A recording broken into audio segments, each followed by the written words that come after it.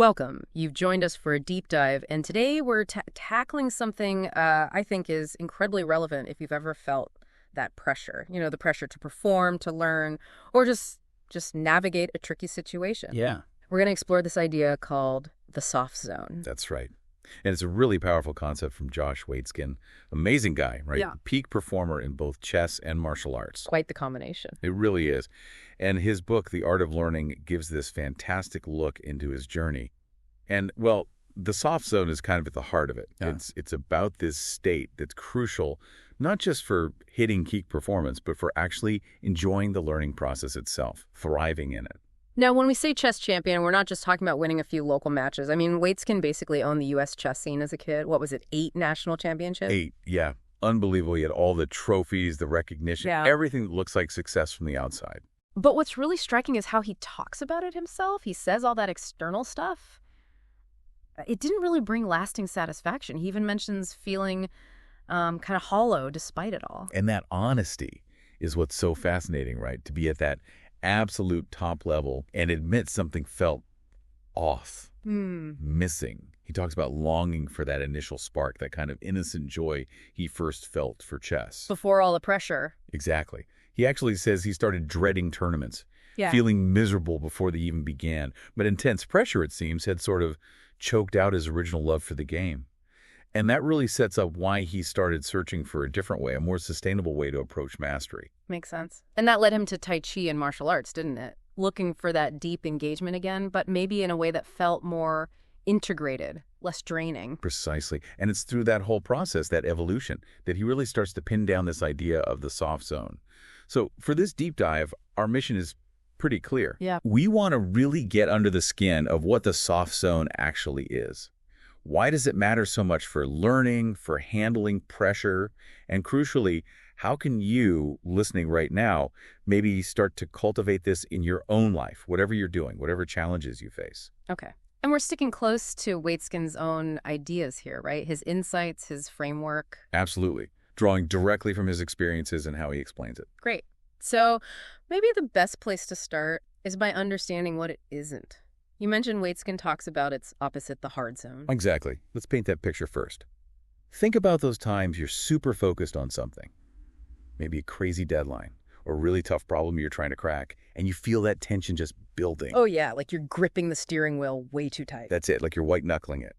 And you need everything around you to be perfect just so you can concentrate. Total silence, no interruptions. Like, you need the world to just hold its breath for you, like building a house of cards in a wind tunnel. Perfect analogy. That's the hard zone. Waitzkin calls it a rigid state. It demands cooperation from the outside world just for you to function. And the problem is, in that state, you become, well, brittle. Brittle. Easily broken. Yeah. The smallest unexpected thing can totally knock you off balance. A phone rings, someone walks in, and when real pressure hits, you're much more likely to just snap. He points to his own experience feeling utterly miserable before those big chess tournaments as a clear sign he was stuck in that hard zone. Okay, so that's the tense, fragile state, the hard zone. What's the alternative look like then? What is the soft zone? Well, the soft zone is, it's a complete contrast, really. It's also a state of deep, intense focus, absolutely. Laser sharp. But, and this is key, it's paired with this outward feeling of calm, relaxation almost. Like a top musician just before a really complex solo. They look totally chill, but you know their concentration is absolute. Exactly that. They aren't fighting the moment. They're sort of flowing with it. You can almost think of it as mental agility. Being able to adapt, even thrive when things get messy or unpredictable, which, let's face it, is pretty vital these days. Flowing. That That's- word keeps coming up. Is that central to this soft zone idea? Absolutely central.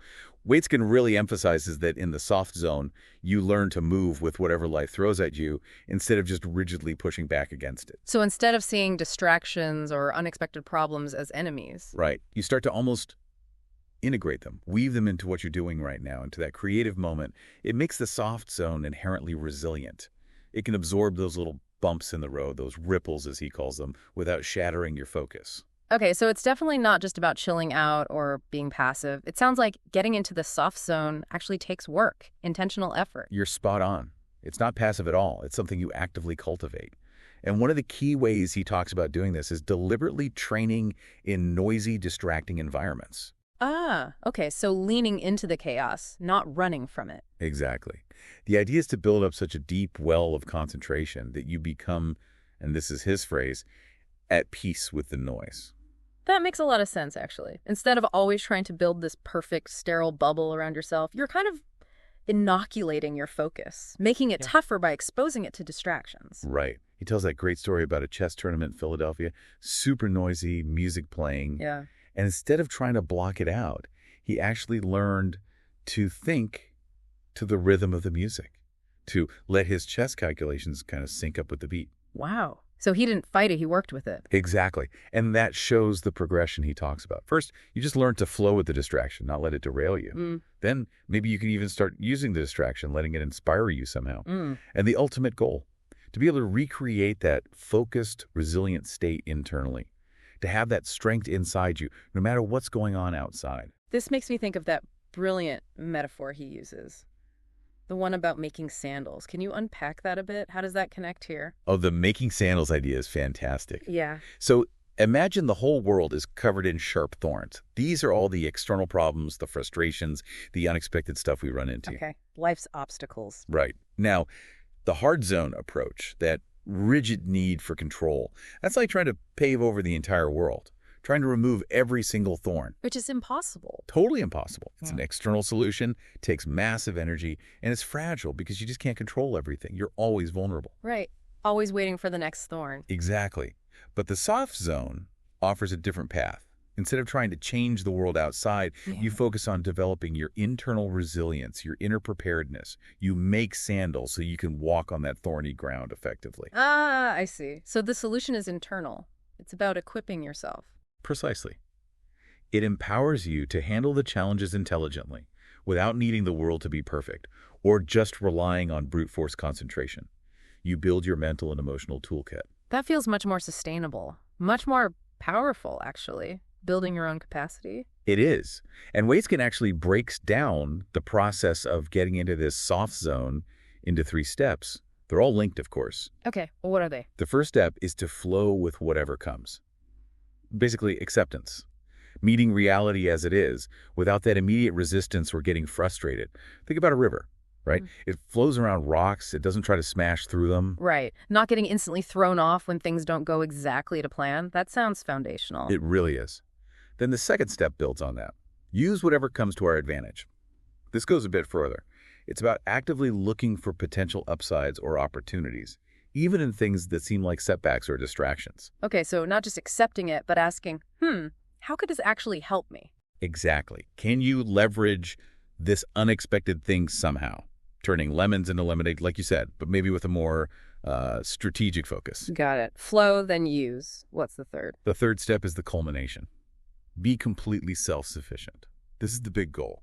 Relying on your own internal resources, your inner calm, your clarity, your focus, not needing constant praise from outside or perfect conditions, just to feel centered and effective. And he connected this to his Tai Chi practice, right? That shift from external winds to internal balance. Yes, absolutely. In Tai Chi, a huge part of it is finding and releasing those internal blocks, physical tension, mental noise, so your energy, your mind, your body can just flow smoothly. Any tightness anywhere disrupts the whole system. Like his teacher could sense his mental tension just from his posture. Incredible, isn't it? Master Chen had this amazing ability. It really drives home that idea of cultivating deep internal self-reliance, finding your center no matter what's swirling around you. This also feels tightly linked to managing emotions, doesn't it? Being in the soft zone must help avoid getting swept away by strong feelings like anger or frustration. Huge connection, yeah. The soft zone offers a really powerful way to think about emotional regulation. Waitskin argues strongly that the answer isn't suppressing emotions, especially under pressure. That often backfires. Right. Trying to ignore anger just makes it fester sometimes. Exactly. Instead, the key is to learn to first just observe the emotion, recognize it without judgment, understand its energy, and then make a conscious choice to channel that energy in a productive way, to fuel your focus, maybe, or your intensity. So instead of letting anger disrupt you, you could potentially harness that energy and pour it back into the task. Precisely. He talks about the difference between his early chess days, where getting angry at an opponent would completely throw him off his game, Yeah. and his later martial arts experience, where he learned to feel that surge of adrenaline or anger, acknowledge it, and then intentionally use it to sharpen his intensity, his precision. It's about using the energy, not being controlled by it. Okay, so it really sounds like presence, being fully here, fully focused, is a defining trait of being in the soft zone. Absolutely. It's fundamentally about being present, engaged completely in this moment right now. And that ability to stay clear-headed, especially when the pressure's on, that's what really separates the top performers, isn't it? I suppose so, because if you're stuck in that tense, hard zone, you're probably just replaying past mistakes or worrying about the future, not actually dealing with what's in front of you. Exactly right. Your mind is full of internal chatter, anxieties, self-doubt. The soft zone allows for that intense focus, yes, but it's a relaxed intensity. It keeps those internal disruptions from taking over. And this is critical when, inevitably, we mess up. The dreaded downward spiral. He talks about that, how one little mistake can just snowball if you're not in the right frame of mind. And He does. And it's so true. If you're tense operating outside the soft zone, even a small slip-up can trigger this cascade of negative thinking, self-criticism, which leads to more mistakes. like a self-fulfilling prophecy of errors. It really is, like a compounding effect that can just pull you under. Waitzkin hammers home how vital it is to regain your presence, your mental clarity, immediately after a mistake. You have to consciously break that spiral. It's like hitting a reset button before the dominoes all fall. That's a great way to put it. The resilience that comes with the soft zone helps you do that. It lets you acknowledge the mistake, maybe learn from it quickly, but without letting it define the next moment. You return your focus to the present task. You don't get stuck in that negative loop. He even explicitly warned his young chess students, beware of the downward spiral. It keeps coming back to this theme of internal self-reliance, doesn't it? Not needing external perfection or constant validation. It really does. Huh. Cultivating the soft zone is ultimately about building that inner capacity, generating your own drive, your own creativity, your own focused calm from within.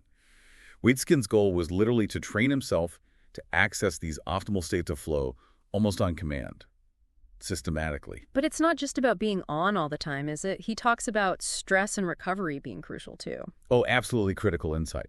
You can't master this zone or really master anything by just maintaining peak intensity constantly. It doesn't work like that. Yeah. It's all about the rhythm, the dynamic interplay between periods of stress or high exertion and periods of genuine recovery. Like interval training for the mind. Exactly. He consciously used interval work, physically and mentally, to train his ability to bounce back quickly and effectively after intense bursts of effort. That story about him sprinting between intense moments in chess games is pretty memorable, physically resetting. It is. And the point is, by intentionally building that cycle, push hard, then truly recover into all parts of your life, not just when you're performing. You build a much deeper physiological foundation for resilience. It lets you handle more intensity because you know how to recover from it. Now, one worry someone might have is, okay, if I intentionally relax or let go of that tension, will I lose my edge? Will I not be able to get back into that sharp focus? Does he address that fear? He does, yeah. It's a common fear. His emphasis is on integration. Making these healthy patterns, shifting focus, releasing tension, finding calm so deeply ingrained in your daily life that they become almost automatic. Like second nature. Exactly. It's about building those mental pathways, that muscle memory, so you can trust yourself to find that focused state again, even after relaxing, even under pressure. You're not losing it. You're learning to modulate it effectively. That makes sense. And it feels like this connects to some broader psychological ideas too, like Carol Dweck's work on mindset, growth versus fixed. Huge connection there, absolutely. Dr. Dweck's research on incremental theories, the idea that you believe intelligence and abilities can be developed through effort and learning, that aligns perfectly with the soft zone. How so? Well, focusing on the process, learning from mistakes, embracing challenges that's core to both a growth mindset and cultivating the soft zone. Yeah. But if you have a fixed mindset, believing your talent is just innate, set in stone, you're more likely to fear failure, avoid challenges, and react rigidly, like being in the hard zone when things get tough. So adopting a soft zone approach with its focus on resilience and learning is really about embracing that growth mindset, seeing difficulties as chances to develop, not just threats to your ego or fixed abilities. You've nailed it. The soft zone isn't just some performance trick. It's a whole way of engaging with learning, with challenges. really, with life itself. Okay, so let's try and wrap this up. The soft zone fundamentally isn't passive. It's not about zoning out. It's this active, dynamic, resilient state of focused awareness. Right. It lets us handle pressure better, embrace challenges, use our internal resources more effectively. It's about optimizing performance and fostering growth. It's about working with things, distractions, emotions, setbacks, instead of constantly fighting against them. Exactly. And by consciously practicing these ideas, cultivating this soft zone, the potential is there to unlock not just more effectiveness, but maybe more enjoyment too in whatever you pursue. Well, thank you for taking this deep dive with us into the soft zone. It's a really rich concept. And for everyone listening, let's just quickly recap those key takeaways. Yeah, definitely. Remember that contrast. Yeah. The tense, brittle, hard zone versus the resilient, flowing, soft zone. Think about embracing distractions, not just tolerating them. That powerful making sandals metaphor, building internal resilience. And those 3 steps, Yeah. flow with it, use it, become self-sufficient. Plus the importance of channeling emotions, staying present, and crucially, avoiding that downward spiral after a mistake. Don't forget the rhythm of stress and recovery, too, building that foundation. Right. And maybe for a final thought to chew on, where in your own life do you notice yourself defaulting to that tense, hard zone? Feeling overwhelmed, needing perfect conditions? What's one small thing you could try, maybe this week, to deliberately cultivate a bit more of that soft zone resilience? Could you consciously try to integrate a small distraction? Or shift focus from controlling the outside to managing your internal state? Just something to experiment with. Some really valuable things to consider there. And if this has sparked your interest, definitely check out Josh Waitzkin's book, The Art of Learning. It goes much deeper. Absolutely worth the read. And we hope you'll join us next time for another deep dive. We'll be exploring another topic aimed at boosting resilience and effective learning. Until then, keep exploring, keep practicing, and maybe find your own soft zone.